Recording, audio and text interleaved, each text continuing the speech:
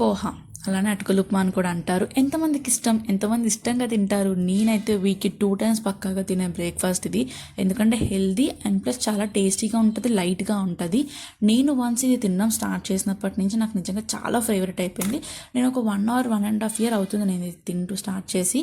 అంతేగాని చాలా నచ్చింది. ప్రాసెస్ కూడా చాలా ఈజీ. కడాయి పెట్టుకొని ఆయిల్ వేసి పల్లీలు జీడిపప్పు ఖచ్చితంగా వేసుకుంటాను. అవి కొంచెం క్రిస్పీగా అయినంత వరకు ఫ్రై చేసుకున్న తర్వాత ఆవాలు, జీలకర్ర, ఉల్లిపాయలు, పచ్చిమిర్చి, కరివేపాకు వేసుకొని కొంచెంగా ఫ్రై అయిన తర్వాత పసుపు, ఉప్పు కూడా వేసేసుకుంటాను.